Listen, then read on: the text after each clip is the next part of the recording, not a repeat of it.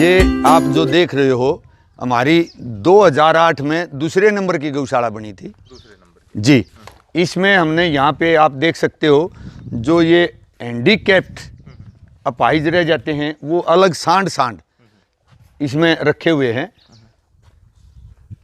और बोलते रहो। इसमें रखे हुए हैं। इससे आगे ये इस टीन तक रहते हैं आधे में परली तरफ जो है ना आपके वो मिक्स ही हैं, गायें भी हैं, छोटे बच्चे भी हैं। ये सभी के सभी रोड पर से चोट खा के आए थे।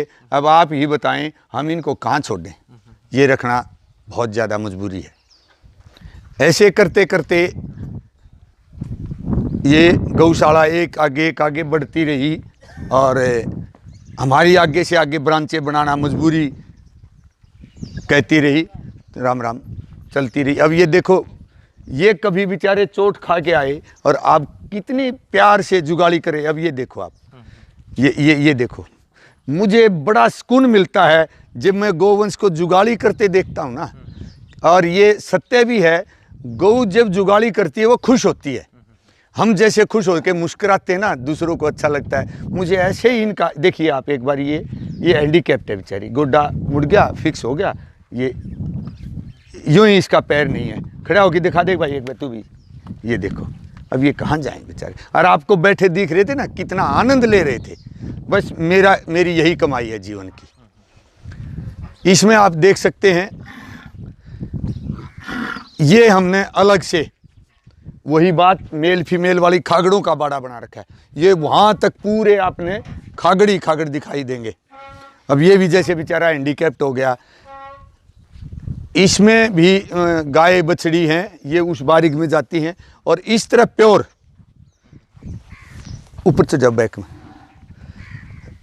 इस तरफ ये जो आप देख रहे हैं, ये इसमें सारी गाय बछड़ियां हैं। हमने ये अलग से इसलिए कर रखी हैं कि कई बारी अननेसेसरी ये जो दूसरी नस्ल के सांड है ना, ये गाय ने बिना हमें माई दुखी करते रहते, ऊपर टंगते रहते हैं, उसको तंग करते, कई बारी चोट भी लग जाती है। तो हमने ये कैटेगरी वाइज बना दिया। एक हम कमज़ोर की ब्रीडिंग नहीं कराना चाहते भाई, वो अपना जीवन जिए। और बहुत बढ़िया, बहुत बेहतरीन जी। इसके बारे में थोड़ा हाँ जरूर बताएं।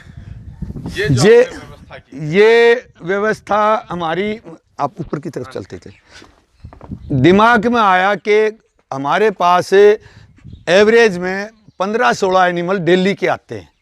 उसमें से आधे जीते आधे मर भी जाते हैं, तो जगह कम होगी।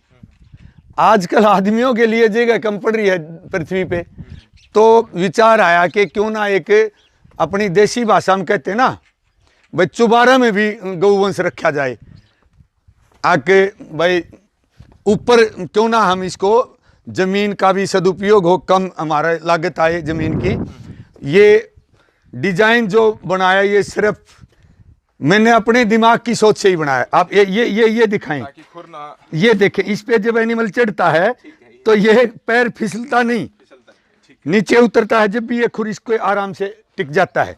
अभी हम आपको यहाँ से ये बछड़े बछड़ियाँ ऊपर से नीचे जाते हुए दिखाएंगे। आ जाओ भाई एक बार निकालो।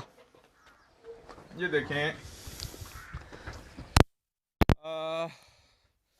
आज हम मानवों के लिए ही कहीं न कहीं ज़मीन कम हो रही है। हम ही छोटे छोटे 1-1, 2-2 जो बीघा के जो खेत हैं उनके लिए भाई लड़ रहा है। तो गोवंश के लिए, और वो भी लावारिस या जो असहाय जो गोवंश हैं उसके लिए ज़मीन की इतनी उपलब्धता होना वो कहीं न कहीं एक चुनौती है। तो उसका इन्होंने बहुत अच्छा प्रबंधन किया। ये देखो आप, ये हमने बनाया है। गर्मियों में रात में अंदर रहते हैं, नहीं सॉरी, रात में बाहर रहते हैं, दिन में अंदर रहते हैं धूप में।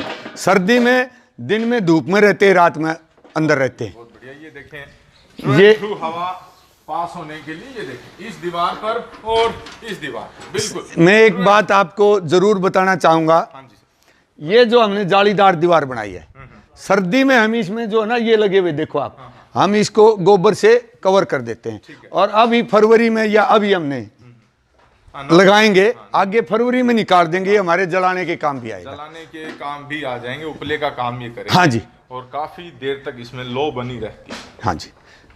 तो ये देखें पूरा घुमा करके, और इनकी खोर की यहाँ पर व्यवस्था आप देख सकते हैं। ये देखिए छत के ऊपर रामकुमार, तो छत के ऊपर इस तरह की व्यवस्था देखना अपने आप में आश्चर्यजनक है। और मैं तहे दिल से अभिनंदन करना चाहूँगा मलिक साहब जैसे इन पुनीत प्रयासों का, कि इन्होंने जो प्रयास किए हैं गोवंश को बचाने के लिए। 2000 से ज़्यादा लावारिस असहाय जो गोवंश हैं उनकी आज ये देख रेख कर रहे हैं। तो इसमें जो श्रेय ये बार बार देते हैं ये परमात्मा का ही देते हैं, कि वो परमात्मा है वही इनकी व्यवस्था कर रहे हैं।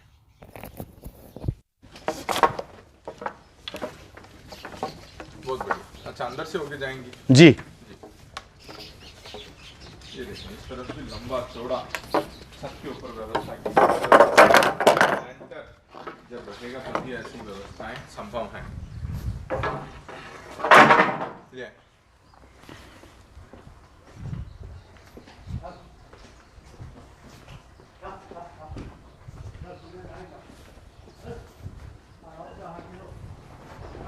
इनाम है मेरे ख्याल 200 से तो ऊपर तो हमारे नगर निगम ने ले लिए।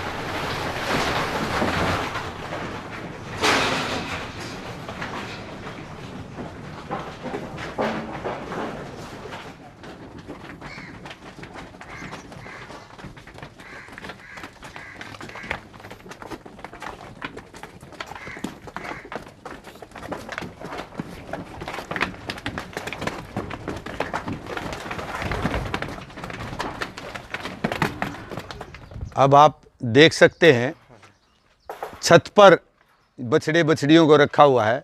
ये हमारी मजबूरी थी। संस्था के पास ज़मीन नहीं है और मिल नहीं रही है, इसलिए वो परमात्मा ही दिमाग में डालते, कहते परमात्मा किसी का हाथ नहीं पकड़ता, परमात्मा किसी का हथियार नहीं पकड़ता, वो तो बुद्धि से ही करवाता है जिससे जो कुछ करवाना आता है।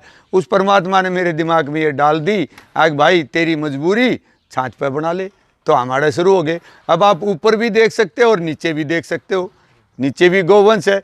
और आप अंदाज़ा लगाइए इस 1 एकड़ भूमि में 450 गोवंश, आप आज गिनती कर लो आके, 450-500 के बीच में रहते हैं हमारे यहाँ। जिस गौशालाओं के पास 200-200, 100-100 एकड़ ज़मीन है उनके पास वो लाखों गोवंश को रख सकते हैं। मेरी उन गौशाला वाली प्रबंधन कमेटियों से भी प्रार्थना है कि आप व्यवस्था को बढ़ाएं, ताकि हमारा जो रोड पे बेसहारा गोवंश एक्सीडेंट होके मर रहा है, चोटल हो रहा है, मन दुखी होता है देख के हर इंसान का, वो ना हो। तो इस तरफ देख सकते हैं छत से ये वीडियो कवर यहाँ पर करते हुए गायों की व्यवस्था इधर है। और प्रतिदिन का जो मलिक साहब ने एक अंदाजे के तौर पर जो इनकी सिर्फ और सिर्फ भूसे की जो लागत बताई है, प्रतिदिन का 1 लाख रुपए का, हाँ टोटल 5 गौशाला का ना, हाँ 5 गौशाला का प्रतिदिन का तकरीबन 1 लाख रुपए के आसपास सिर्फ भूसा मात्र है। हरे चारे और जो अन्य फीड है उसकी बात यहाँ पर नहीं की गई। बहुत सारे कर्मचारी तो आते जाते रहते हैं, लेकिन कई परिवार हमारे यहाँ बहुत पहले से टिके हुए हैं। ये राम कुमार के बारे में मैं आपको बताना चाहूँगा। ये मैंने कभी मकान बनाया 2004-05 में, लेबर में मेरे पास आता, बिहार का रहने वाला है। मेरी इसकी अटैचमेंट ऐसी हो गई, शुरू में गौशाला में आया था, आज तक 15 साल लग गया। फिर ये अपने बीवी बच्चों को भी लिया। इसके 2 बच्चे स्कूल में पढ़ते थे, जैसे ये, इसको हम प्यार से बड़का कहते हैं। ये स्कूल में पढ़ाई छूट गई तो ये भी यहीं काम करने लग गया अपने। ये तीनों माँ बेटा और पिता यहाँ जॉब करते हैं, अच्छा पैसा बचा लेते हैं। क्यों? क्योंकि यहाँ ना रहने का किराया देना, ना खाने का देना, तीनों की तनख्वाह अच्छी। इसका दूसरा बेटा जो है ना स्कूल में पढ़ता है। जो परिवार हमारे साथ यहाँ कर्मचारी के रूप में काम करते हैं, मैंने उनके बच्चों को भी इनको ये कहा भाई स्कूल में पढ़ाइए, ताकि ये भी लंबे टिके रहें और इनके बच्चे भी एजुकेटेड हो जाएँ। ये सोच थी हमारी। तो तकरीबन कितने यहाँ हमारे पास इस ब्रांच में 14 कर्मचारी काम करते हैं। 13 इन बाड़े बांट रखे इनके। जैसे आप ये खागड़ वाला बाड़ा देखते हो, इसमें 3 कर्मचारी की ड्यूटी है। परली तरफ गाय वाले में 3 कर्मचारी की ड्यूटी है, ऊपर 2 की ड्यूटी है।